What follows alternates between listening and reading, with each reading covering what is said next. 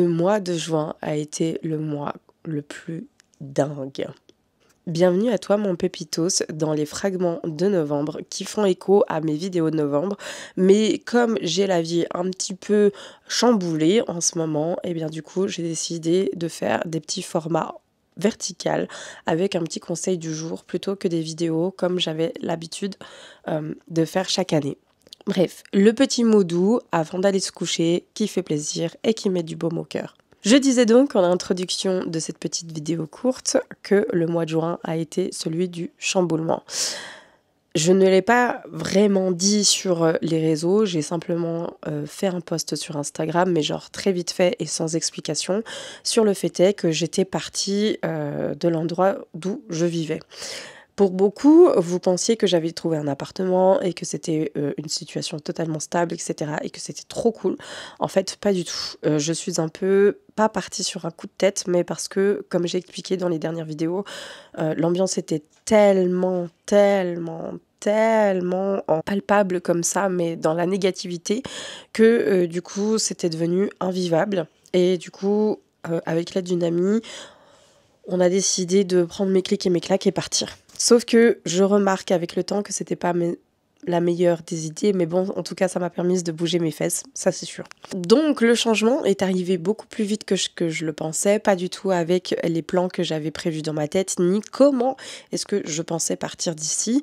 Donc voilà, c'était vraiment quelque chose de très, à la fois très excitant, à la fois pas du tout, à la fois très angoissant, parce que je savais pas dans quel pied je mettais mes petites pattes, je savais pas où est-ce que j'allais atterrir, et surtout, en fait, j'abandonnais tout mon confort de vie. Donc, les amis, si vous êtes dans cette situation-là, laissez-moi vous parler du conseil numéro 7, parce que vraiment, c'est celui-ci que j'avais envie de vous parler aujourd'hui.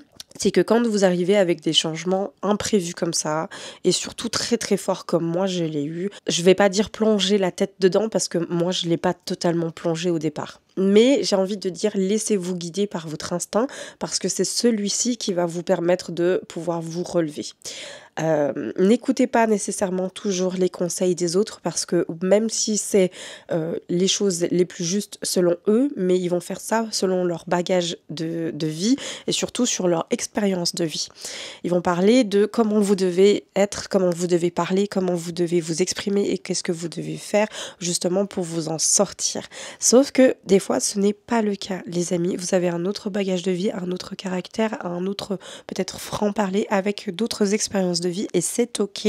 Donc n'hésitez pas à écouter votre instinct et à savoir qu'est-ce qu'il vous dit à ce moment-là. Moi, je ne l'ai pas assez écouté dans ce moment-là.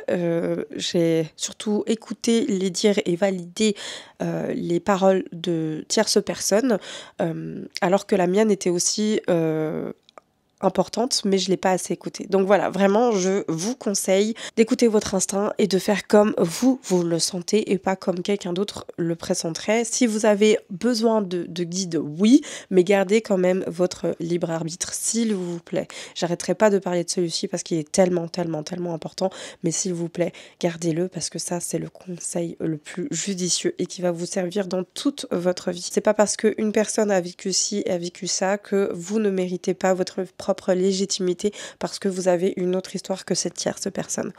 Voilà. En tout cas, mes petits pépitos, j'espère que ce petit conseil vous aura plu pour le numéro 7. Et moi, je vous retrouve demain pour le conseil numéro 8. Et d'ici là, prenez soin de vous.